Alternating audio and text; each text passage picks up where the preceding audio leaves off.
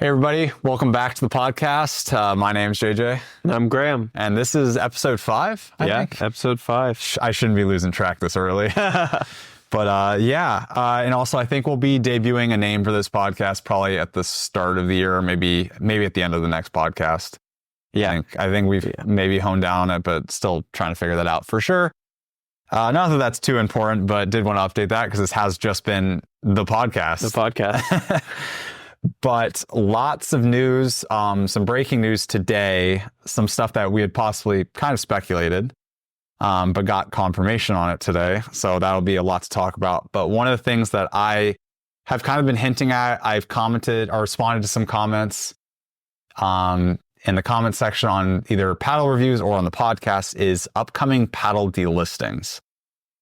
And there's I think it should be obvious. And again, these are still speculation, but based on some of the sources I've kind of been hearing, and also Graham as well, and just also some of our conversations, you want to take a wild guess at the main one? I mean, the main one, the main one's hard. Okay, the main one that's been out. Okay. I mean, the mod. Yeah, the mod. It breaks. It breaks. So the rumor is that the Joola mod Ta-15 will be done in April of next year. It won't pass recertification. Again, still speculation as for the other two on this list, but fairly confident that is going to be the case going forward, especially with some pictures that have been leaking online from the Heisman ceremony of the dual stamp, which is kind of cool. And I know you were just also even showing me the other one with all the signatures on it. Yeah. So that was kind of really cool. The dual stamp 3S. The dual stamp 3S. So the 3S has been sent in for USAP certification.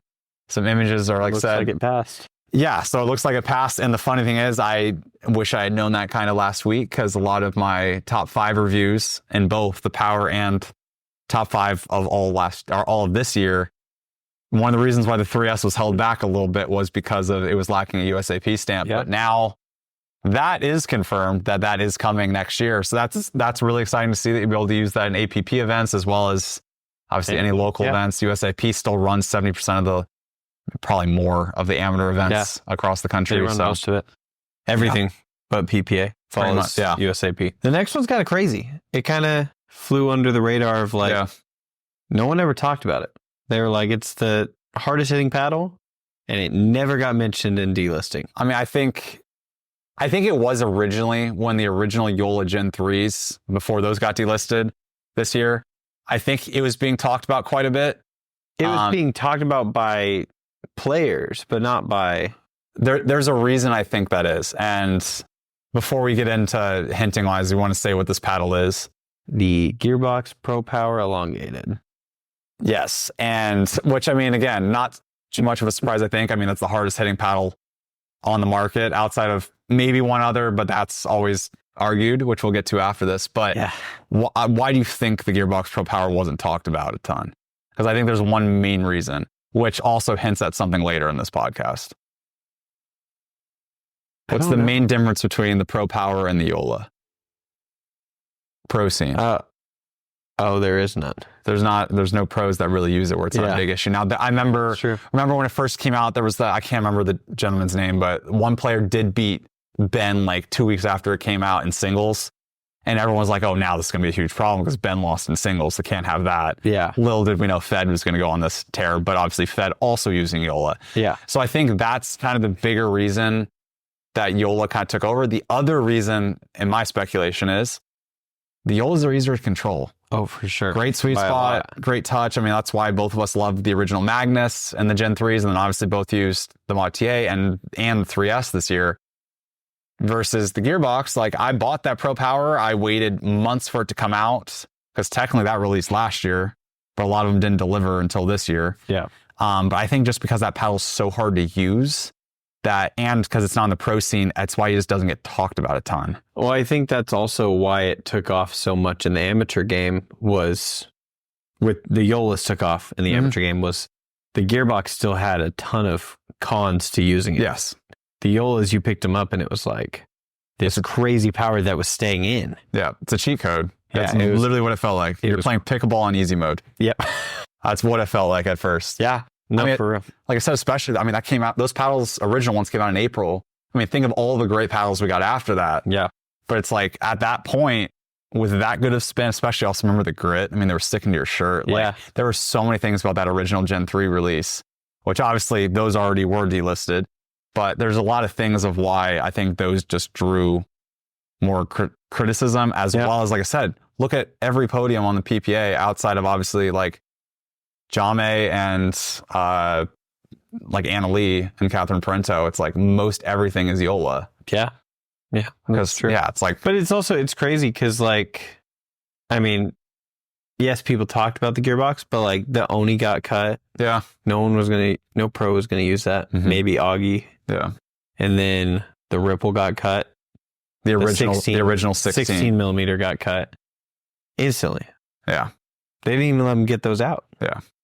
And again, you have the Oni. Yeah, I still have the Oni. It doesn't hit as hard as the Gearbox. So. Mine also might not have broken down as much because we stopped using it. Much. Like, we used it good for a week straight, and then I'm sure like it probably would keep getting worse. Yeah. Just like a lot of people say with the Pro Power. Yeah. Like, I don't even think my Pro Power got to the full break-in period. It broke in plenty. Yeah. But like I said, apparently that just kind of keeps going, keeps getting looser. I mean, foam, that's the problem with foam cores. It's just, it keeps expanding. It's hard to kind of keep the constraints. Especially if you inject it just straight in the polymer. Obviously, Gearbox has got their own SST core and everything like that. But anyways, just kind of want to bring this topic back in. Still speculation. It's not 100% confirmed, but there's a lot of sources I've kind of asked, and it's looking pretty set in that this is going to occur. Also, I'm hearing speculation that Gearbox may be working on a replacement, which is another reason why I think people are pretty confident that this may be taking place. Again, unconfirmed, still speculation, but just with some of the news that broke today, I felt like this segment kind of fit in. And then to the last paddle on this list, nothing official on this. This is my pure speculation, just on hearing about the other two and also just knowing the core construction of this is the Rhombus Ripple. Yeah. I don't think that paddle is ever releasing. I don't either. I know USAP and I think even PPA pulled you being able to use it in the amateur side. Really? I swear I heard that in some other podcasts. But I don't think, because the original, like I said, with the waves, there's a reason why they had to edit or change that with their new iteration that they sent out to some reviewers. And there's a reason why that release got delayed again after, because it was supposed to be out on the 6th of this month and it didn't happen. And talking to some other paddle manufacturers, and also just kind of what I know through, like I said, seeing some x-rays of that paddle and so on, that paddle is harder to critique. Yeah. And you can't adjust it and fine tune it as much as you can like a Gen 2 paddle or even a Gen 1 or Gen 1.5. So him trying to pass the new deflection tests or the new PB core, I don't know which one's the issue. I have not spoken to Rhombus on this. So like, again, pure speculation. Just kind of talking to paddle manufacturers, kind of trying to get an idea of maybe what's going wrong, why some of these paddles might not pass next year. But I think he's going to have a hard time getting that paddle to where it needs to be. And I think that's what keeps causing the delay. Yeah. The other thing too, and I like Rhombus paddles. I love their Pulsar line, so I do not want to seem negative against them on this. But some other news that we kind of heard for some other paddle manufacturers is, in their letter that they released, what was one claim that they kind of brought up about? I mean, they were holding strong that it was fully approved and they were just waiting on a document. That hasn't been sent out. That's what they said. And other podcasts kind of went in on that, saying that apparently paddle companies aren't getting these PB core tests. Yep. That's not true. I had a couple paddle manufacturers send me their PB core tests from USAP. Apparently it's completely separate. So USAP approves based on the rules. So like say the waves, somehow that got missed the first time, but USAP confirms that the paddle conforms with all their rules and regulations. And then the lab they use sends that information of the PB core test and everything else, what you fail, what you pass, what your metrics are, gets sent directly to the manufacturer. I have seen these tests. Yeah. Unless that changed in the last week, since Rhombus posted their letter, something's not adding up. Yeah. They'll even show you what part of the paddle you failed on, right? Exactly. And they said the exact number. Yeah. Now, I'm not allowed to share these PB core tests, but I have seen them. They do exist. So yeah, so something's not adding up over at Rhombus, which is a shame because, like I said, I've loved their paddles in the past. The Ripple, like I said, if that thing is legal, is the best paddle ever made. I know they've been developing that paddle for 2.5 years. They keep getting right to the finish line, it seems, with releasing, like we mentioned, the 16 millimeter got delisted in April, right before its release. Now, literally days before. And the 14, like I said, they were able to release the beta paddle, which now they're calling the beta, which I think originally it wasn't a beta. It was the final production. Yeah. And they were just kind of doing some field testing pre-release for, like I said, members that have bought Rhombus paddles in the past. And now they're running into more issues. And also, like I said, the goalposts have moved. Yeah. Because since they originally did that, they now know that there's going to be this recertification with deflection and everything in April. And then there's going to be another pullback the year after that. So it's, like I said, I'm happy to see these changes, but I think Rhombus has gotten caught up kind of in really bad timing now twice. Yeah. Which is really unfortunate because I know a ton of people have been wanting to buy that paddle for months. Yeah. But my guess is that thing's not coming out unless it's completely redone. He goes in, he changes the core completely. It's kind of like, let's say the Gen 3s to the Gen 3Ss of the fact of you take, the core of kind of the concept of what you were doing with that original paddle, you fine tune it, and then you release that. I think that's what he's going to do. I could be wrong, but that's kind of based on all the people I've talked to. And that's kind of just also my own speculation from kind of viewing what's gone on the last couple of months. I think that's probably what's going to have to happen. Yeah, I think so too. I could be wrong on this, but I think they might have said that there's some paddles, like when they're delisted, it'll be January 1st. Yeah. Not April. I think there's some in April. I don't know exactly the timeline on that, but in that interview Q did with Pardo, I'm pretty sure he said... Well, that's the difference between UPA and USAP. Yeah. But yes. PPA events... Correct. Those paddles could be gone by January. Maybe. Well, I guess that paddle still passes. So there's also the difference then because you have the paddles that have to be certified UPAA by then that you can't use either on the pro scene. So there's also that. But on that's what it was. But on the amateur side, though, Yeah.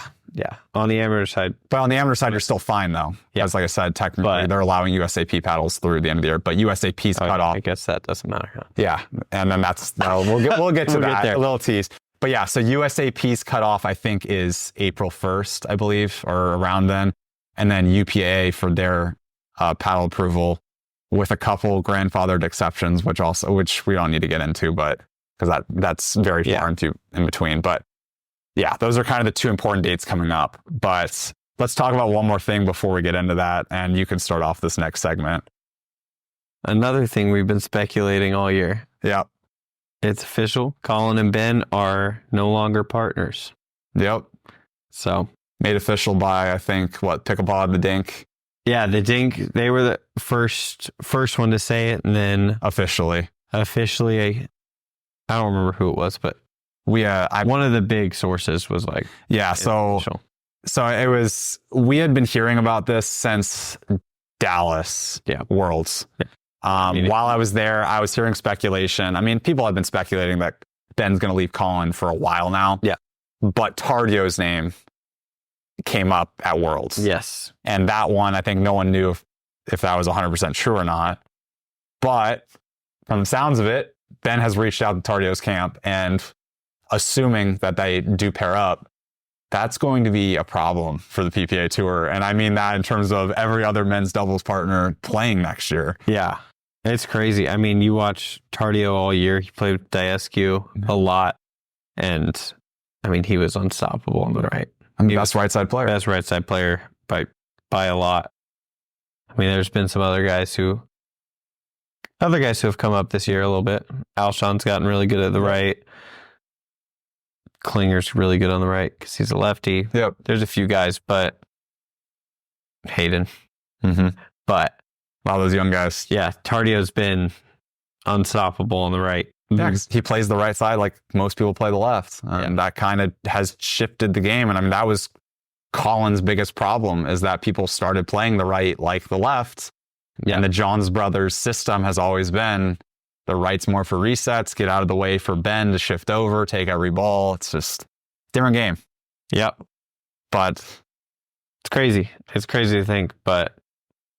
So you got to know another thought on that, because I have a question for you. I was going to ask you who you think he's going to partner with if it's not Tardio. I got a list of some people here that are options. I mean, like I said, it's got to be Tardio, though. Because here's the problem. Gotta be, but so my question leads into this. What if Tardio says he wants to play with Deascu? No, I know. I get that. That's what I'm saying. I don't know who he would go to. Because Deascu, he played with Klinger this weekend. Does Jean-May play the right? No. Tyson plays the right? Tyson plays the right with him. Why did I not know that? That's terrible. Yeah, Tyson's been playing the right all year because he started with Deckel. Yeah, that one makes sense. And they would switch a little bit, but... Oh, that's right, because we were watching that one match, and they were... When they got in some trouble. Tell me your list, and then I have a follow-up question after this. So, if it's not Tardio... If it's not Tardio's not on... Well, he is on the list, but... obviously. If Tardio doesn't say yes. If he doesn't... Some people have thrown Matt Wright's name around. They used to play together. Yeah. Doesn't really make too much sense since he's getting older. Yeah. I saw Zane said Dylan Frazier and JW were breaking up. Oh, I hadn't heard that. So that's news to me. I think Zane was saying if he played with JW, but I think he was saying Ben should play the right or something. But Zane's all about the right. So Ben's not playing the right. But selfishly, I would think love about Frazier. Yeah. Frazier, I mean, he's again one of the best right side players, and selfishly for entertainment, I'd love to see Zane with Ben, but that's not going to happen. That would be crazy. That'd be super fun. That's what I wanted to say, but it's like realistically, that's never going to happen. Like, yeah, love you, Zane. And you just played with my friend Jack at the lab. So thank you for posting him getting absolutely destroyed by Chris. And our entire friend group just absolutely ragged on him in the comments. But side note, very few people are going to understand that. But if Zane does see this, I appreciate that post. That was funny. But yeah, I would love to see Zane just from the entertainment aspect. Yeah. Like, again, I think he's one of the better right side players. And he's one of the most adaptable players in the game. Is he the best right side player? Like I said, no, but he's up there. Yeah. And like I said, I think he's one of the most entertaining people in Pickleball. Obviously, he's got the influencer side as well. But like, look at his effectiveness, like I said, in MLP. There's a reason. Yeah. But yeah, I think Frazier could be really interesting. That's the JW. I didn't know they were an option. I thought those two were sticking together. That's what Zane said. I mean, because several times I watched them this year, and I need to get better on the pro scene this next year. I know you are a huge fan of it. And I've went to a ton of the events this year. So like, I know a lot of the names, but a lot of the teams when they switch up, not as familiar, but every match I watched, and this was at 2 separate events, I think, of those two together, I was like, no one's beating them. And I think it was Vegas where we were both at. I obviously stayed Championship Sunday and then after for watching MLP, but I was like, oh, Ben and Colin are going to lose. They're going to get wrecked. And Ben and Colin absolutely destroyed them. Yeah, for some reason, Ben and Colin, it's their kryptonite. Have no trouble with them. It's like, for whatever reason, it's like everyone else has issues with their hand speed. And then for whatever reason, Ben and Colin slowing the ball down against them works. And it's probably, like I said, because they don't bait them. They don't get into those hands battles as often. They play more of the dink game, which works on them. I don't know. It's interesting, but that'd be an interesting matchup for. Yeah, that would be cool. Then the only other one that would be really good that people have said it's not going to happen, but Hayden would be really fun. But I think him and Fed just started and they won nationals, so I don't think they're splitting up anytime soon. So this is another interesting topic that someone brought up that I think would be, like I said, it's interesting observation, and I think I agree with it. And this actually goes to Deascu playing with him. Is with who? Having an older player with a younger player, Tardio. Oh, okay. I thought like in terms of no. Then he would have to play. You have a more established player with a younger player. I think that dynamic can work. Oh yeah. Like I said, obviously, what Tardio and Hayden, like 2 young guys, is great and super entertaining, especially if they play together and grew they played together in MLP. Yeah. So that's why I'm saying that's interesting. But I also do think there's something to be said of when you have someone who's more established more mature with someone younger. It's an interesting dynamic that I think can work, especially maybe when it comes to, like I said, easier with respect wise of like I said, age being a factor, but also, you know, dedicated roles and just, I don't know, I think that dynamic might work. It might not work for everybody, but it's been interesting kind of seeing it. And also we saw that with, what was it? Newman and Hayden at Worlds. Yeah. They got, I mean, like I said, that's another. Yeah, they won. And then I guess, gold. And that's what I'm saying. It's an interesting dynamic. Who else? There's one more that I mean, Tyson and Jaume. Jaume's still pretty young. Yeah, significantly younger. And they're fun. They're fun to watch. They're fun. They're really fun. That's probably one of my favorite teams from this. I like them a lot. But yeah, that's going to be okay. So now to my question is, obviously this year, Ben and Colin, I might be so far off on this, but they won 30% of the events that they played in this year? Less, a little more? Let's just say it was 30. It might have been a little less, might have been a little more. So Ben and Colin won 30% this year after winning probably 95% last year, if not all. A significant drop off. They didn't lose last Competition got much better. Something happened. Like I said, I think the right side got better. The game changed a little bit. I think in general, everybody got better. I mean, paddles got faster. Anna Lee and Catherine were 50-0 last year. So paddles got faster, I think is a big. For sure. That was a big one. Like I said, that changed the game. It wasn't as much dinking and resetting and so on. Well, I mean, even watching Ben, he didn't switch to the 3S until summer. Well, and even when the Gen 3s were out, he was still using the 2. Until summer, he didn't switch to he refused to switch until he was like... He was using a fake Gen 3. Yeah, and then he was like, I have to. So... Well, the most... Because people were saying, obviously, it's like you're seeing all the Joola athletes at the top and on the podium.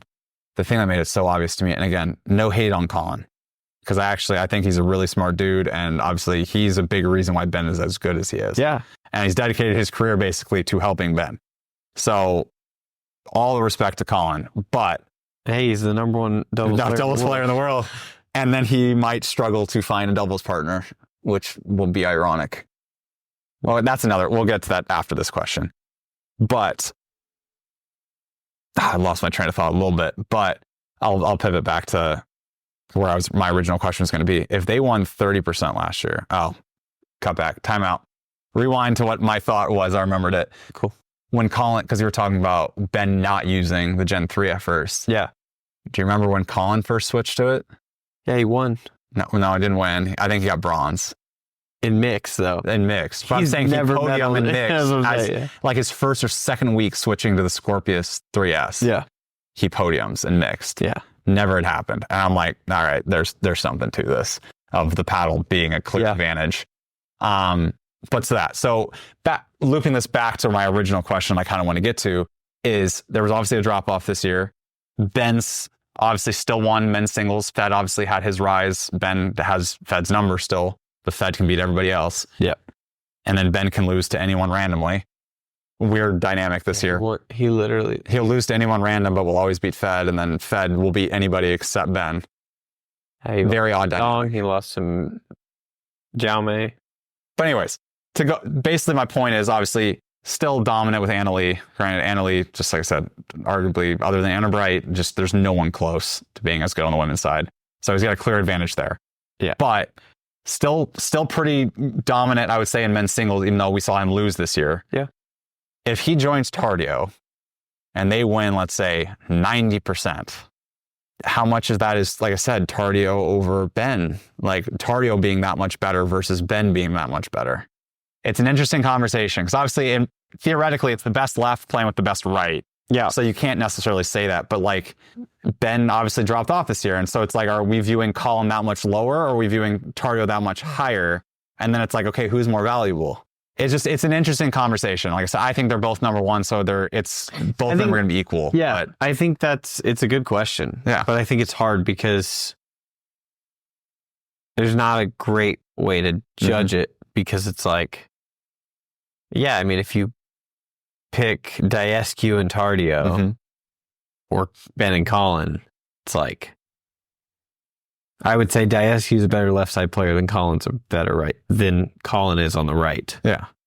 So it's like, which one's more important? Yeah. I mean, Diescu and Tardio had Ben and Colin's number all year. I think they beat him 4 times. Yeah. 4 or 5 times. The pro scene next year is going to be very fun. It's going to be very fun. But it's like if you put Ben and Hayden, I'm taking Ben and Hayden over Tardio and Dieskio. So it's like I'd agree. So with it's that. like I'd agree with that. I don't know who you could say is more important. No, I'd agree with that. But I think that's a good question. It's just like I said, it's like, and we'll find out. If Ben, like I said, obviously Colin has dedicated his craft to the right side. Now, obviously, a little outdated right now just with the way the game as fast as it did this year. And like I said, that's not his fault.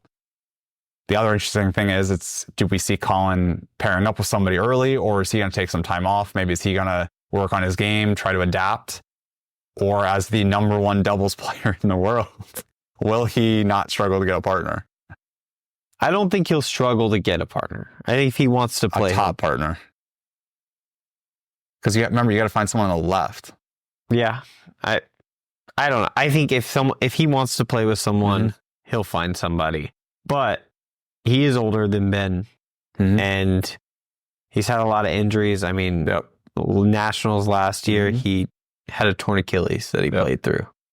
So I'd say there's a lot of other factors as well of why he fell off this year. Oh, I think there's plenty. It's not that he's just significantly worse all of a sudden. I think. But I mean, the paddles are big. Yep. Tardio changing the way the right is played is huge. And then Tardio's 18. Oh, I know. And he's just going to keep getting better. I don't know how old Colin is, but he's in his 30s. Close to double that. Yeah. So it's like, it's hard to play an 18-year-old when you're 36. Yep. It's like at that point, I was talking to somebody today. And the game's different. As I was talking to somebody today, it's like when you're at that age, you can get better, but like I think almost more of it is perfecting what you already have. Yeah. And the biggest difference you can do is changing your strategy.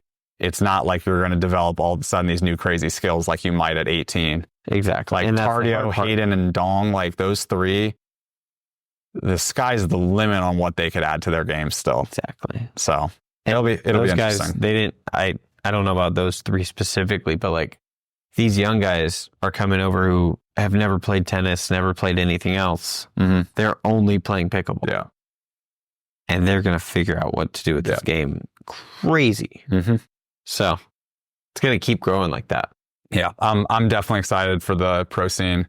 And before we jump into this, like biggest news of today. Yeah. And we're filming this on Saturday, which is where this broke. Obviously posting on Sunday. Pretty much because of this. 100% because we did not plan on filming this week, but just tons of news in pickleball. Yeah. Tons of stuff I'd been hearing behind the scenes. So I was like, I want to get this out. We have some stuff to talk about, but I will be at the Masters as a spectator, just watching. It's going to be interesting to see how this next subject unfolds, as well as, no, I guess it's the full subject of what we'll get into. But it's going to be interesting seeing paddles and pros. Yeah. Who's at that event, why, what, and what's the news. So basically today, are you playing? No, just spectating. Are you sure? Yeah. I can't get there that early in the week. I'm driving in on the weekend. I would love to play, but doubles on Saturday, right? If you can play. I can't play. There you go. There's your answer. Jade was asking me. He might play with you. Oh, all right. We can talk about that. Just about that. But the bombshell that dropped today, which I saw on Facebook first, I think it was on, was it the Dink? I don't want to, or was it the Kitchen? I think the Kitchen. Yeah. I saw the Kitchen post this or repost this. But basically, subject, collective request for an independent, nonprofit certification body and transitional reprieve. Signed by Selkirk, Head, Engage, Gearbox, Babolat, Vatic Pro, Holbrook, Reload, Komodo, and Gamma. And I know there's more companies that would be on this. Yeah. And there's a weird reasoning why more aren't on this. But I have reason to believe many more companies, mid to small level companies, would be on this list. But UPA had a slight fee that you could pay a while back. And I think some of those companies that paid that didn't get reached out to, even though they do not have the intent of paying the full amount for certification going into 2025. Yeah. I talked to two separate smaller mid-tier companies that this fell into. And they were like, oh, no one even reached out to us on this. And they definitely are companies that should be on here based off of 2 that are on this list. Yeah. So, sure. I mean, we had kind of talked about the possibility of Tour Wars 2.0 with the APP Tour and PPA of having, like I said, 2 governing bodies. We have 2 main pro tours. It would kind of make sense. One's already aligned with the USAP is already aligned with APP heavily. And obviously PPA has made their own. And the biggest concern I've had from the start on this is the fact that they're not a nonprofit and they aren't third party. Yeah. And even though, like in John Q's interview, like I said, they had some great things to say and they're focusing on the pro game, more power to them. I think some of the issues in this letter are very valid. And the main one being is they do not want bias. They don't want anything to, they don't want any issues to be coming up with pay to play. Yeah. And I know we've already had some smaller brands complaining about some brands that are larger on the PPA tour saying, my paddles are failing, yet there's 3S's out here, or, you know, some other harder hitting paddles that are passing somehow. This doesn't make sense. Yeah. And so that calls into question the validity of what UPA has been doing on site or behind the scenes. Yeah. Now, I think the Joola 3S should be legal. I don't think that maybe that should be the limit, but like I don't think that paddle is too big of an issue. I think a lot of it's not broken. As long as it's not broken, which we haven't seen many. I think there's only been one I've actually played against where that's been the case. And someone actually commented in my comment section recently asking about that. And I'm like, it sounds like your paddle may have broke. Yeah. And I was like, warranty it. Get a new one. It just depends though, because it's hard. Because if you're those pro level players, you can either break it intentionally. Yeah. Or, well, that was the whole thing with the lacrosse ball. But it's like, if you're breaking it, but then it's a Joola and you're a pro and they're not doing anything about it, that's a problem. But also you could do that with any Gen 2 paddle. Yeah. So I just want to read the opening statement from this. I'll put it up on screen if you want to read it or pause it, whatnot. Yeah. But I'll read the opening one. On behalf of all manufacturers co-signed below, again, that's Selkirk, Head, Engage, Gearbox, Babolat, Vatic Pro, Holbrook, Reload, Komodo, and Gamma. That's 10 companies if I counted correctly on my hand. Some major tennis companies, by the way, and obviously 2 of the larger pickleball companies with Selkirk and Gearbox in terms of sales the last couple of years. And that's not to downplay the other companies on this, but I view those 2, Selkirk being the largest, if not second largest, depending on where Joola has established themselves this year. But Gearbox sold a ton of Pro Powers and Pro Ultimates. Yeah. But to get into the opening of this letter, on behalf of all manufacturers co-signed below, we wish to address the certification framework currently being proposed by the UPAA for paddle inclusion and use within the PPA and MLP tours. While we recognize and appreciate the time and effort invested to date, we believe that a fully independent, nonprofit certification body is essential for maintaining fairness, transparency, and impartiality across the industry. This independent entity would operate separately from any leagues, tours, or commercial interests, thereby ensuring equal representation for all stakeholders. I think that's a pretty fair ask. Yeah. No, I agree. I think it's definitely something that is doable. And I mean, I think that's how it should be. Yeah. I mean, I always go to golf. Golf's run by the USGA and RNA. They actually have 2 governing bodies now. Granted, they're kind of conjoined. They were separate, but they've come together to change the rules of golf. I think it's every 2 years. Everything's the same. They had some differences way back when. But not to get into that, but it's just, I think also, like I said, if they want the pickleball in the Olympics, the sport's growing globally. Obviously, we mentioned one company is opening headquarters in Vietnam. Yep. Also teaser something else, but it's just, it being for profit is my biggest issue. And I know in that interview, if you want to get into that, like I understand why, but like that's still my biggest issue. Yeah. It's hard because he's like, that would be awesome. Mm-hmm. But also it needs to run. Mm-hmm. And like they need the money. Having whole separate employees to do the job when you have all the PPA employees already. at this stage probably doesn't make sense business-wise. Because you also don't want to fund money into something that's losing money. But again, it's debatable, but I don't know. And it's because, and in the letter it says it as well, it's because USAP dropped the ball. Like Pardo wasn't like, hey, you know what I want to do right now? Redo everything that USAP's already done and start a whole new paddle testing team facility company. Because, I mean, that he knows and everybody knows that it has to move to non-for-profit to get to where the sport needs to go. So he knows that. But also, it's just interesting they're still starting that way. I get it. And here's my other issue with it. It sounds great. I want to believe it. I think I do believe it. But how many people do you really need? They mentioned the PPA in that same interview used to barely have anybody in that office, and that tour was operating. Now, obviously, it's grown. They have more money. They're able to hire more employees. If that's the case, and you truly want to take this over, and I know they're investing a ton of money into a lot of places, like the replay system. That's where money should be. Better cameras for, like I said, being able to view the games online. Now Pickleball TV, I understand that. I want that as well, quality of life. But I would say the governing body of Pickleball is pretty darn important if that's what you're trying to be. So I think if this is a big hold up with companies, that you'd be willing to do that. And again, it just sets a better look, because especially with the other issue is where this started. Whether that was true or not, I think there was probably some validity to it, and they've walked it back. But that around $100,000 for certification, which we've also been told in other sports, that's not crazy. But the problem is that's too big of a jump from where we were at. So I think my biggest issue is, and obviously USAP has invested in new equipment. Their rates have gone up this year. I think that was also needed, though, to weed out some of the make a paddle company, sell maybe some illegal paddles or whatever, and then just dip. So I think the barrier to entry was a little too low.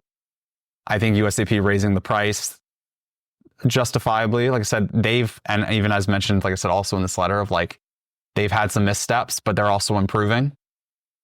Hopefully that works out. I just don't think it'd be too big of an ask to have a small team that can run this. Especially, here's my other issue. They're not doing the amateur game. So how much does it really cost just to do the pro game? You probably don't need as many employees, because you're not going to have that many paddles being certified for the pro game as of right now. And then as you build up and get more money with that, build out that team, you have a year, maybe you have 2 years. Maybe you go 2 years before you say that USAP paddles aren't allowed in your amateur division. I understand the look of that, but it's just like, he said their focus is the pro division. So why are we limiting the amateur division so fast then? Until you figure out your paddle testing. I don't like that they put that out. I don't like how UPA originally started with, again, the alleged costs of what it was going to cost. It's like, you're just pricing people out of this industry. It seems like a cash grab. Like I said, there's obviously certain companies that can afford it. They love it, because if all these paddle companies go away, then they're the ones that are going to reap all the profits. And that's kind of the significance of the first name on this list being Selkirk not joining. Which, before we actually pivot to the next part in this category, just kind of want to go down this. It's like, Selkirk has a lot of pros. That's going to affect this January 1st date is going to be very interesting to see who's there and who's not. Leading into another company with Engage is, if I am correct on this, I believe Jesse Irvine is still with them. We've been hearing for a while, Engage is trying to get out of the pro scene. From what I've also heard, and this is similar to Selkirk, who have contracts past this year with players that also have contracts with the PPA and MLP, what's going to happen? You have two contracts that now can't both be fulfilled technically based on the new rules. And that's going to affect more of the Selkirk pros. But that's why it's like, you see Engage on here and like, they're like, oh, they're getting out of the pro scene. Why does this matter? Well, they still have a pro, I'm pretty sure. And from what I've heard is they're like, oh, we're honoring the contract, but if she can't play, then it's that contract's void then. Because obviously she's probably going to stick with the PPA. And is going to have to find a new paddle sponsor. It's like, this is going to be an interesting shakeup. That's tough. I didn't think about that. And then obviously Augie with Vatic Pro. I don't know how, maybe his contract was up at the end of this year, but I mean, we just saw him drilling. He was using the Saga. So he was over at Center Court in Scottsdale. And he just won an MLP, so it's like I said, it's just going to be interesting. Gearbox, like I said, I think they might have one pro, maybe two. Yeah, it hasn't been too big of an issue. But again, I mean, Selkirk. In Dallas, we did mention this on one of the other podcasts of that they weren't using labs nets anymore. I think they might have been C&D nets, I think, because I'm pretty sure that's what the MLP uses for their pro. But the bigger thing with Gearbox, which I was kind of talking about with some people, it's like they're a major sponsor. It's like that's major advertising money. Gearbox is one of the big advertisers. They're in the Pickleball Central tent. They're front and center. That's going to be money that's also coming out of the PPA pocket. Now, obviously, maybe they're making that up on the paddle certifications, but because obviously they didn't have that before, and apparently it's the same team. So, yeah, who knows? This is going to be interesting. This is going to be really interesting. And again, kind of as you were leading into the pros. Yeah, I mean, Selkirk has a ton of pros. Big ones. James Ignatowicz, who I have heard rumors is no longer going to be with Selkirk at the start of next year. I do not know who he is going to be with. Yeah, I haven't heard anything. But I'm also assuming his sister will no longer be with them either. But I'd imagine. I don't know. But yeah, James Ignatowicz being one of the dominoes that's fallen. And then the other one, and I have a lead into this one, so I'll say my first part. But another pro that has been an up-and-comer this year, that's been Selkirk. I saw him post a video that overseas, getting out of a Rolls Royce, and I've seen some other pros that have been overseas, and I'm like, oh, they're just doing clinics and so on and so forth. Like, you know, they're just getting paid. They're just doing their money in the off season now. And then you also saw something, but very differently than I did. Very and different. Texted me, yeah, because I thought nothing of it. Yeah, so I was at the park with some playing rec games. Yeah, rec games. We were drilling and stuff, and one of the guys was like, "I saw this video of Quang Dong over in Vietnam using Proton's new paddle," and I was like, "What are you talking about?" I was like, "I didn't see that." Yeah, I was like, "I know there's a lot of Proton guys over there, but I've seen some of their pros over there. Yep, haven't seen anything with Dong." And I just kind of didn't even think about it. I was like, it probably wasn't him. Like, it was probably just like someone else. Yeah. And then as we're walking out, he goes, "I found the video." And Quang's wearing a Proton hat. He's wearing a Proton shirt. He's using the brand new Flamingo that's not even out yet. Yeah. And he's playing with the walkers. I don't know. Yeah. I don't know that this isn't confirmed. It's just not official. Yeah, it's not official. Heard. So it could fall through, but I mean, that's a second top Selkirk pro that's not going to be with Selkirk. Also playing with CJ Klinger at Worlds. Who is Proton. Who is Proton, beat the Johns brothers with Klinger. Yeah. I heard his dad was decked out in Proton gear as well. I didn't know. Yeah. I didn't know that. Yeah, so he was decked out in Proton gear. I was watching him. That must have been on Sunday, because I didn't see that. I was watching him. No, not at Worlds. I got you. Okay. In Vietnam. Got you. But yeah, he was apparently on sideline decked out in Proton stuff too. They're big Selkirk people. They are always full decked out in Selkirk gear. Isn't it so funny that Selkirk, and again, I applaud them for making this move still. Yeah. But it's such a shame because all of these pros have been using the 002 or whatever, where a paddle that's Power Air. The Power Air still, it's like, and then the boomstick finally is coming out, and then none of them are going to use it. Well, and like Parento, I don't think her contract was up. Maybe I doubt they're going to lose her, but the problem is she's going to switch off PPA. I think that's going to be a Jesse Irvine situation. I think they're going to. I'm assuming, again, have not heard anything. I think they're going to go in saying, "Hey, we have a contract with her. She has a contract with you. What are you going to do?" I think that's how this is going to play out, because I don't think Selkirk's going to budge. But then some other just notable players. This news is kind of already broke. It had been speculated. We've been talking about this for a while, because my biggest thing was with Fed. Why doesn't he have a signature paddle with Joola? Apparently, Joola didn't want to give it to him because, as you pointed out, he uses the same paddle as Ben, because they both use 16. Which is great. No, Fed uses 14. Oh, I thought Deckel got it. Deckel uses. That's the thing, is they gave it to Deckel and not Fed, which Doesn't. I mean, no disrespect to Deckel, but Deckel's not the best singles player in the world. I wonder if it was Fed wanted more money then. Yeah, he behind the scenes wise, because his contract was up. So was it? Well, clearly had to have been, because it's rumored he's signing with Adidas. I know Kyle at Pickleball Effect. Yeah. On their podcast, he broke that. I'd been hearing rumors he was going to leave. I didn't know where. Yeah. Adidas was not where I expected, but think about it. I mean, they got big money from all of their sports. Hopefully they release something metal bone better than the metal bone. For his sake. Do you know their pro's name? Yeah, I do. He's so entertaining to watch too. He's so funny. He was playing this weekend. I watched him at MLP Kansas for the first time, and he was so funny. Yeah, he was playing this weekend in Daytona, and he either got beat really bad or beat someone really bad. I think he got beat really bad. And I was like, yeah, he's using the metal bone. Like, it's not a metal bone though. I think it's skin. I think it's another, from what I've heard, it's skinned as a metal bone, but it's slightly different. I could be wrong, but still, it's like, even if it is something different, it's still probably not as good as what some of the other players are using. Yeah, I mean, you're going versus like Fed with a Joola. Yeah. Well, so that leads to another thing, which I don't want to get too much into, but with Fed switching to Adidas, are we going to see him be as dominant next year? Because a lot of people also... Well, I mean, I'd imagine... He got really good all of a sudden when that new paddle came out from Joola. So it's going to be interesting to see. I would imagine if he's switching to Adidas, they have something that he's hit. That he's comfortable with.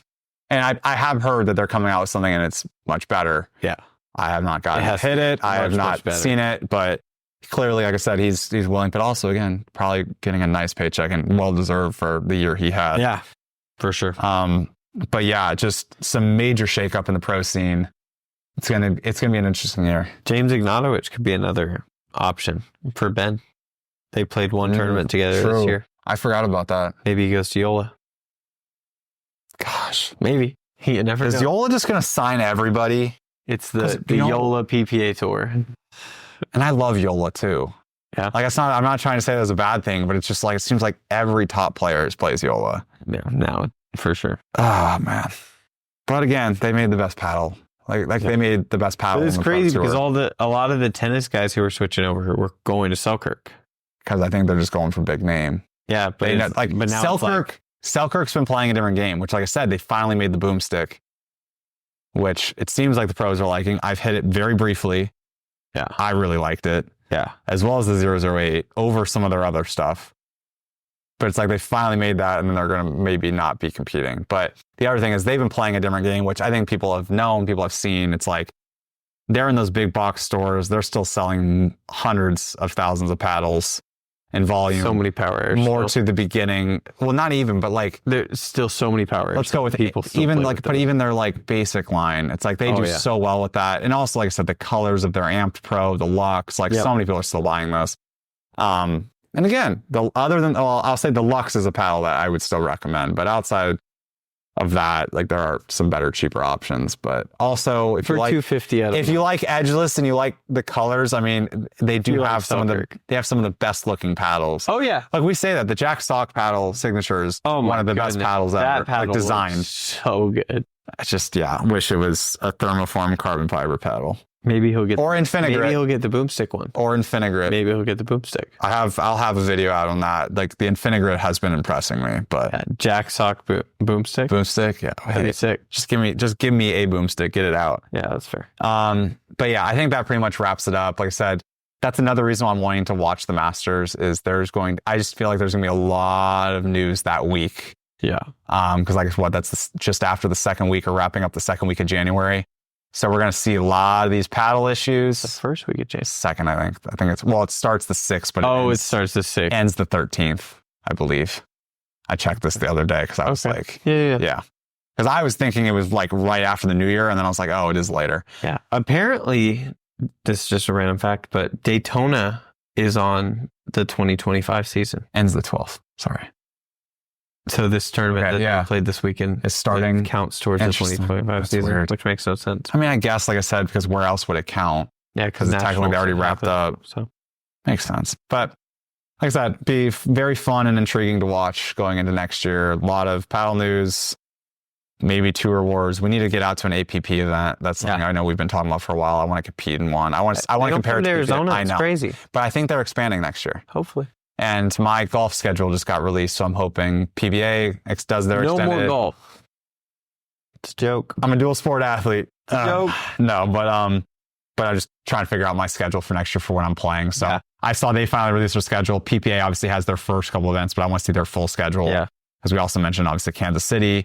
I've known that the last 2 years watching. This year we're going to play, hopefully, and then maybe some other ones. But for sure, I would like to see APP expand out. Yeah, I'd love to do that. For sure, back in Vegas. And got to do the fun, but now it's the Masters. Yeah. Got to get Anthony out there again, too. Yeah, for sure. But, all right. Lastly, we have a lot of paddles. There's a lot of stuff coming out. Yeah.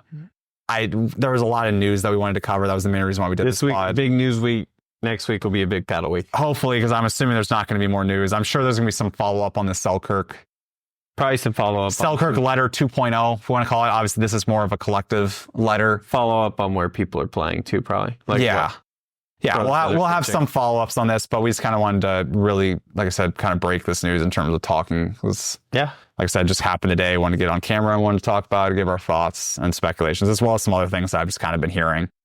But again, take everything with a grain of salt, wise in terms of for the early stuff, but just kind of want to share what I've been hearing as kind of intriguing. Yeah, for sure. But yeah, this week's definitely going to be more news. We have a couple of paddles. We're just going to run down kind of some stuff gear and stuff that we've been receiving.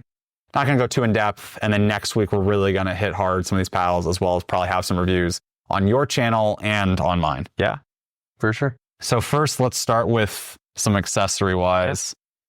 So Brody over at CRBN with a paddle release that's totally not coming out soon. No. But we can talk about these, I think. Yeah, we can. These ones have been out for a long time. These have been out for like 2 years, so I'm going to talk about No issue about those. And you can figure out. I've seen other people talk about these, so I'm talking about these also. But yeah, Brody sent over these glasses. And those glasses are their new ones. Yep. So look more like sunglasses. Yeah, so these ones are kind of their old, like, actual sports glasses. They come with more traditional, all around your eye. Full face. And there's a whole bottom piece, so you can do both. So it can actually be full, like a cage around your eye. It gets really heavy with those. Yeah, I was seeing you guys saw the other day, you tried those on, you played a full playing session. I know you were adjusting a little bit. Yeah, I liked them. But I do like them without. It got a little hard to see at the park yesterday. I played with them. How come? I just don't wear glasses. Oh, okay. So I think that's part of the adjustment. I've never worn glasses. I don't really wear sunglasses either. But as we talked about last week with Burchard getting her eye injury, few other eye injuries around pros, power paddles. And also just, like I said, weird deflections too that you can't control. Someone mentioned that in the comments. I want to give that a highlight, that we're not just saying power paddles. Yeah, but I feel like a lot of those as well. Not to say they're wrong or anything, but a lot of that is a power paddle comes at your face. Yeah, that was my reply. You turn and it goes straight into your partner's eye or your eye. But there's freak accidents that you can control. But there's some crazy deflections. I mean, what about the crazy one at center court? It didn't hit his eye, but... Oh, yeah. We were playing, and this guy was leaning over the fence, and I hit a ball cross court. The person on the right on the other side hits it up, and it deflects straight into the guy's mouth. Yeah, so the ball was going like towards the side, and it's, again, random deflection, and this was a spectator. Yeah. Gets absolutely drained. His mouth bleeding like crazy. I felt bad. He was playing the next game with us, and he was like, I'm ready. And we're like, your mouth is literally bleeding. Better than an eye. Yeah, for sure. But yeah, overall, I really like these glasses. I've been trying to play with glasses more. Yeah. I think I'm going to buy the clear ones because these change based on whether you're in sunlight or not. Yeah. So I think those kind of mess with the vision as well. So I think I'll probably buy the clear lenses, but it's cool. You can switch them out, different color lenses. And then very similar over here, except these are more your traditional looking sunglasses. A little more stylish in terms of that you could wear these and they don't look like sports glasses. I know Oakley kind of went through this phase as well. But obviously those have a huge place. There's a reason why a bunch of baseball players still wear those, as well as across some other sports. But yeah, these are definitely a little more my style. Intriguing that it goes all the way across, but that helps with having one frame. Yeah. But I'll definitely be giving these a try. I've never been a big eyewear guy either, but I've been receiving a lot of eyewear for some companies. So I'm like, I probably want to do a comparison. And when I saw some of the other guys get these at Worlds, and we were playing with Brody, I'm like, all right, I want to give these a shot. Also, the cases for both of these are great. They're awesome. Holds everything, super durable, super protective. I like that it's just clean too. Yeah. Nothing crazy. That's how branding also on these two. It's just got the carbon logo. Is so cool. Yeah. It's so nice. It looks very clean. Yeah, but carbon stuff is always just very simple and very cool. But yeah, same thing. Can change these out as well. There's some different lens options, but we'll definitely talk more about these, but I just want to highlight them because that was kind of what came in the mail this week. So now let's jump into some paddles, and I don't know what's next on this list. All right, yeah, that's over here. The fun paddles. Yeah. So the interesting ones. I know some other people briefly talked about this the other week, but Body Helix did reach out and give us their Flik program paddles. One of these is not legal. One of these is legal. If you can guess, it's the one that's massive. And we've played with this one briefly, but we were playing some very good games at the park. Yeah, and put that away. As people have kind of pointed out, going from this to a regular paddle feels the opposite of going from a trainer paddle to a real paddle. Yeah, if you ever want to hurt your game. Yeah, and that's because this paddle has like a 130 something swing weight, has illegal dimensions of it's like as wide as a wide body, but is as tall as an ultra elongated paddle. So it is a bigger swing surface or playing surface. Very fun to use, very fun to hit with. Definitely we'll do some fun videos with this. Yeah. And I mean, it's also one of those things that if you're just a rec player and, you know, maybe you struggle with reach or, you know, hitting the sweet spot and you just want something that makes the game a little bit easier for you. Yeah. You're not a threat to your competitors in terms of like taking someone's eye out with some of these power paddles, but it's like, this would be a good option. I could definitely see some more use cases with this, but performs well. It's really fun. Yeah. Like I said, only thing is it's swing weight's a little heavy. Miss with it. Yeah, I cannot miss with this. No, I'm with Isaac. I think it needs weight. Oh my gosh, you guys are crazy. But then this one. Also, I don't know if they did it on purpose because it's not legal, but the grit on it is crazy. Ridiculous. Yeah. Then this one's legal. Yeah. So this is more of your kind of standard, just a normal elongated paddle. Gen 3. Gen 3. It doesn't play like Gen 3. I believe so. Maybe it's carbon. Maybe Kevlar carbon fiber. Look into it. Like I said, I'll be doing more of a dedicated video on these. Like I said, a lot of these paddles we're mentioning are more kind of first looks. We have hit some of these very briefly, and some of these we haven't even hit yet. They just kind of came in the mail, and I just wanted to highlight what came in. So kind of a teaser what you can expect. I like this paddle a lot, actually. It feels good. Yeah, it feels kind of like a regular Gen 2 thermoform paddle, but I mean, I played a couple games with it at center court, and they weren't the best games, but they were. Yeah, it felt good. Not because of the paddle, the games we were actually playing. Yeah, the games we were actually playing. Yeah, worked great. Yeah, you played pretty well. But I beat JJ like 11-1 with it. Yeah, wonder why. I didn't see the ball very much in that game. I hit it straight at you. Mm-hmm. Yeah, that's not where the point ended. You didn't have your camera out, so that's not where the point ended. We'll never know. But yeah, this is definitely a fun paddle. Like I said, we'll be highlighting it a little bit more. Yeah, for sure. I'm definitely excited though. We're gonna have some fun videos with the other paddle in the future, especially I know on probably your channel. Yeah, for sure. What we got next on this? Oh yeah, you've got these. Yeah, I didn't bring mine out over there, but I think there's some. They're right there. But yeah, I see them. But yeah, so Gherkin sent all these to JJ a couple weeks ago. Yeah, and then I just got all 6 of them. So they have 3 shapes. They got elongated. They got a standard or wide body. Yeah. Standard wide body. Same, whatever, interchangeable. And then a hybrid one, which I haven't opened that one yet, but I have opened and played with these ones. I played with JJ's a little bit. Mm-hmm. These ones are a little different. They're supposed to be a little lighter. The silicone edge guard on. Very unique silicone edge guard. Yes. So I think it's the only. They were the first, but I would imagine. But even if they, like I said, other people are doing it, there aren't edge guards that look like this anymore. There's no edge guards at all, like I should say. For sure. They perform really well. I mean, they're 150. They did fix it. Oh, where it was sharp? Yeah. So my silicone edge guards, it was like I I was worried I was going to cut somebody. Yeah, no, it's like a paper clip. It was so sharp on the corners. This is actually kind of like soft. Yeah. This feels like silicone, unlike that felt more like hard plastic. And I don't know if it was just the way the mold kind of met. Trying to see if you've... Yeah. Did it? Yeah. I don't think I've did it. If you hit the edge guard with the silicone edge guard, with the ball, it leaves a little ball print. Yeah. It's just purely cosmetic, but they feel great. Yeah. Overall, they feel really great. They're really good paddles. Their budget line is also really good.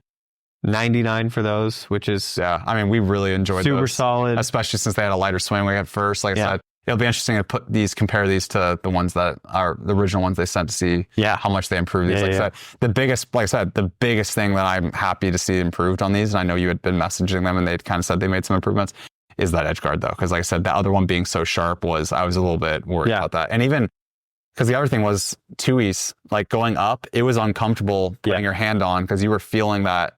Yeah. So that's nice to see. Yeah. So these are $149, budget line's $99. So super solid paddles for the price, and they just perform well. So I think you're doing a review on these, correct? Should be posting something, a short or something. Awesome. Cool. Yeah. Be on the lookout for that then. Also, speaking of that, I may clip this and then put the stats and stuff in it. Cool. And I was gonna say, speaking of that too, your channel, you want to give that a shout out as well? Yeah. I know you've been responding to some people in the comments. Yeah, I've been responding to some stuff in the comments. I do have a YouTube channel, which is graham.mclemore.pb. And then my Instagram is just graham.mclemore. Yours is JJ Pickleball, right? That's what this is on, yeah. JJ Pickleball. On Instagram. The JJ Pickleball. The JJ. That's the only handle I don't have. The JJ Pickleball. If you know who has that, I think it's Jeffrey Johnson. I'm guessing he lives in Florida. He has posted nothing. He has 4 followers. I have DM'd every person on that list trying to get a hold of, because it's not an active Instagram. That's so fun. So that's why. So Instagram is the JJ Pickleball. TikTok, YouTube, Twitter, everything else is just at JJ Pickleball. Yeah. But so Instagram's the only Graham.McLemore on Instagram. The JJ Pickleball on Instagram. Yeah. Also, speaking of that too, because I know a bunch of you guys messaged in the comments, and as hopefully a lot of you have learned, like I love responding. I try to get to everybody. I think there's very few unresponded to comments. I sometimes get lost in the replies, but that initial comment I almost always leave a reply to. But one of the benefits of Instagram, you can DM me. I'm a little slower on Instagram, but I will get to it. There's a couple of subscribers I know I have some pretty long conversations with, which I quite enjoy. So if you want to have a little bit more of a conversation or have some more in-depth questions, definitely give me a follow on Instagram, shoot me a DM. Yeah. And like I said, same to Graham as well. Instagram I use the most, so I'll probably respond pretty quickly on there. Some other gear we want to jump into is Chorus, their next 2 releases, and more budget line as well. Their Echo and their newly improved Super Court, because a lot of people did not like their original Super Court design. It was very short, it was very stubby, very long handle. Definitely improved. This was actually the paddle, ironically, out of all 4 with the shapeshifter, the Fire, which both of us are huge fans of. Yeah. The like I said, the Super Court and the Echo. Everyone loved the Echo the most, but that's just strictly because this one's already weighted pretty well. You don't really need to add any perimeter weighting versus some of the other ones, like especially the Fire. It's made lighter unintentionally, so it does not feel good out of the box, but you put a little perimeter weighting and then that really unlocks the paddle. This one plays great stock. I'll have more thoughts on this around the release date. I can't remember which one of these is coming out first, but I'll put that maybe up on the screen with the release dates. But one of these is coming in January. The other one's coming in February, if I remember correctly. But I believe one of these is $150, $140, and then this one I think is around $100. So, but yeah, definitely great options. Also, both of these are coming in all 3 of their shapes. They're hybrid, which is that new flat top hybrid, the elongated, which is the EX, and SX. The SX, which is their standard. This edge guard looks huge. Yeah. 16 millimeter. Cool. I haven't hit these yet, but yeah, these just came in. Like I said, I hit these in Dallas. That's why I feel comfortable talking about them a little bit. But again, more in depth next week, as well as, like I said, I'll have some detailed, dedicated reviews on these. And then next, also some other stuff that I haven't gotten the chance to hit. But I know this either just got restocked or put in, but I've been playing with the Neonic Paddles. So this one I have played with a lot. This is the Flow Prime X carbon fiberglass. This thing's fun. This thing is a very fun paddle. I've really enjoyed it. I love the design of these paddles. And then I was talking over with the folks over at Neonic. I've been wanting this paddle for so long. Yeah. So sadly, they are not giving this a full retail release. You have to reach out to, I believe, a rep for Neonic to get one of these. But it's a titanium face, and purple's my favorite color. So this thing, gradient, and even the purple is in the titanium face as you go with the light. Yeah, this thing looks great. I know the guys over at Pickleball Pursuit love this paddle. And as soon as I saw it, I'm like, I need to play that, especially with it having a titanium face. I know you've been a huge fan of titanium. Yeah. I know this isn't your favorite shape, but I'm be very intrigued to see how you like this paddle. It's not too bad shape. Yes. The handle's still long enough. Yeah. So that's like I said, I really enjoyed like I said, I've been playing with the Flow Prime X, and I think Gherkin's working on some titanium as well, which is cool. Can't wait to see that. This next year's going to be so fun. So many releases, so much innovation. People are really kind of perfecting their craft, their shapes too, which is kind of nice because this is kind of also Neonic's signature. Yeah, shape. No, it's different. Obviously, they have a little bit more of a wide body as well in this. Yeah. But making great stuff. So I just wanted to highlight this. Like I said, I know this got restocked, I think, on the 15th. Been trying to get a hand. I know this is a limited run again, but yeah, if you've been looking for this, try to find a rep. Because that's, like I said, from what I was told, and maybe this has changed, but that's the only way I think you can get your hand on the Flow Swift. Cool. And then lastly, I was sent over all three. Just wanted to highlight this as well. This is something else we're going to be talking about next week, but these are paddles from Pekzen. They've got standard, elongated, and a wide body, or hybrid, I should say. Yeah. And yeah, like I said, specs on these, pretty affordable. Something else to look forward to, but I don't think you've hit these either. No, I hit the hybrid a little bit, but haven't opened this one yet. As you can see, I still have the wrapper on this, but we're gonna have some fun play testing around Christmas next week. So. Yeah, for sure. But that's kind of all we got. Like I said, less in gear. Like I said, sorry if that's what you were looking forward to, but this is more of a news-oriented podcast. Next week will be gear and paddles. We'll be going more in depth, kind of more mini reviews, more. Honestly, actually, another good pivot. If you made it this long, if you have any questions about any of these paddles or any other paddles we've mentioned or anything else coming out, leave those down below. If there's enough, maybe we'll highlight a couple of those, or when we reach those paddles, we'll make sure to answer those questions for you. And like I said, with that, if you have any detailed questions or want to, like I said, talk to us, message us on Instagram, just shoot us a DM. Thank you guys for watching, and we'll see you next time. Yeah. Thank you guys.